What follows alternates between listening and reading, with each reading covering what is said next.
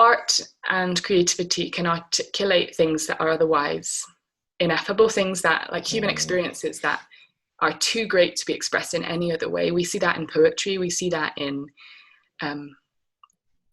visual art, we see that in songs, things that are just far greater than we can ever express. And so how do we engage with expressing our emotions or social injustices that we see in the world in a creative form? Because I think most people would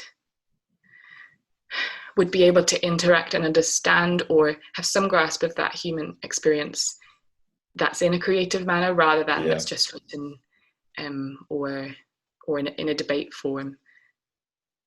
Yeah, I hope that makes sense. I honestly think, no, Lydia, I think that is honestly so important, so vital, is that kind of, that creative approach is absolutely necessary. It's, you know, if we think about the way that God engages with us, he's not only creative in that he has made everything that we see and don't see, but even in terms of the way that he engages with us, he is creative. I mean, you look at the Bible, you've got poetry in there, you've got narrative in there, you've got history in there, there are proverbs in there.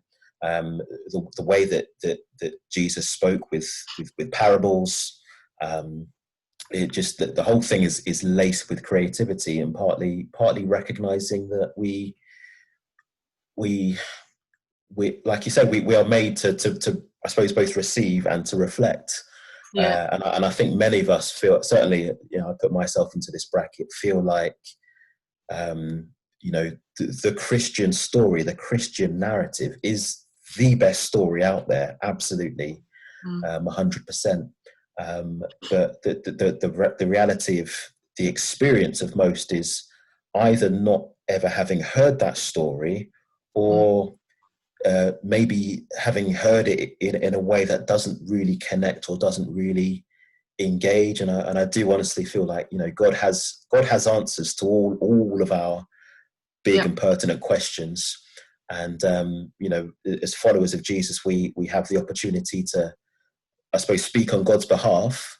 The challenge is how do we do that in a creative way? Not kind of, you know, being creative for the sake of being different, but almost being creative because the richness of what we have to say merits that creativity, you know. And it's like you talked about poetry. I think one of the reasons why people write poetry or write or sing songs is because the emotion, the experience is so rich that it has to come out in a number of different ways. You know, I was thinking about a song, I think it was Charles Wesley, maybe the Charles Wesley hymn, "Oh, for a thousand tongues to sing," and I think that encapsulates it, you know, really well. You know, the wonders of God are so rich that you know, you could exhaust every language that there is, you know, known to humanity, and you still wouldn't really be able to fully capture it. I'm getting very, very excited, so I'm gonna have to rein myself in. If you look at the book of Job, it's our main, and the Psalms as well, the main books that talk about suffering and pain and things that are just so hard to express. Like that, God chose that to be in poetry form. He chose that to be in a massive dialogue that doesn't answer any questions. It actually has more questions than at the end after you've read it. But it's an art form that enables us to express. And if we're wanting to share the gospel, we need to understand the pain and the depravity of human beings. And a main way of doing that is through expressing that through creative forms, because I think those like lament songs and songs of anger and cries and poetry that expresses that so well, those are the way that as humans we want to express ourselves. So if we didn't have that creative aspect to show that side of the gospel before we even see Jesus and how he speaks into that, we need creativity in order to do that. Absolutely. I'm fully on page with you. Absolutely. Let's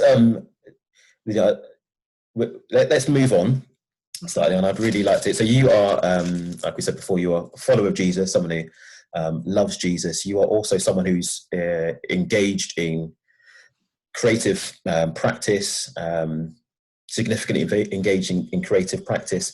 I suppose I wanted to ask the question, and I'm still trying to work out how to phrase this. How can the so we're all wanting to go on this journey of creativity, of appreciating the world in which we inhabit, but also, in creative ways, I suppose, live out God's calling for us. We're all wanting to do that. But I suppose you, as an artist, are giving specific time and specific attention in that direction. What does it look like for the wider church to really love, serve, and support people like you? And I say people like you, not like there are two separate. It's like there are church people at one corner and then there are artists on the other. But I just, as a subset, because I'm aware that oftentimes artists have maybe felt a little bit left out, a little bit misunderstood, not particularly appreciated by the church. What does it look like for the wider church to love, serve, and support artists? And we can maybe come on to the vice versa as well a little bit later. So I guess from what we've been talking about, artists are not pedestaled as the ones who image God creatively alone. Like, we all image God creatively. But artists who have chosen that to be their career, is a different way of life than choosing a different career. I also want to say as well that, like, all different types of work have unique parts of them, but all different types of work also share similarities and difficulties and joys that they have. So that's important to know before we talk about this, because I think often, and I've had to work through this, our artists do feel like, oh, we're unique, no one else faces these difficulties, but actually other people and other who do other work do face these difficulties. It's just I think it's understood differently. I think artists are often this mysterious group of people, and people are, oh, well, what do they even do? So I think it's really important for us to ask questions and communicate and educate in all areas of work, whether you're a pastor, an artist, a medic, a binman, whatever you do. It's important for us to ask questions of each other and to try and understand where each person is coming from, because otherwise we can't support, and people will start to think that they're unique in what they do. So I will try and talk about my experience as an artist and how the church can support. There are lots of different aspects. I guess at the moment, one that I'm thinking a lot about is financial. So often for an artist, it's quite precarious, and often there's no certainty that you will get work. And there's a lot of proactivity needed in going out and seeking work. So that can play out in, sometimes it's hard to say no to things at church because you're just so used to saying yes to everything in your work life. Or it's hard to say yes because you are worried that that you won't, you have to wait for another work opportunity to come up, otherwise you won't get any work. So I think that aspect of being an artist is important to understand.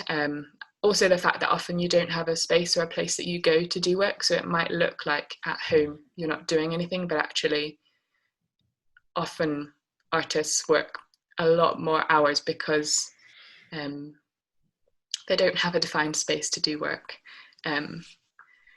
So there are some challenges, in being an artist in a contemporary culture. There are also some challenges being an artist who is part of church, part of the kind of community of faith. How in particular can the wider, maybe we've touched on this a little bit about having conversations, how can the wider church in particular help encourage, serve artists in terms of those challenges in the contemporary world, if that makes any sense at all? No, it does.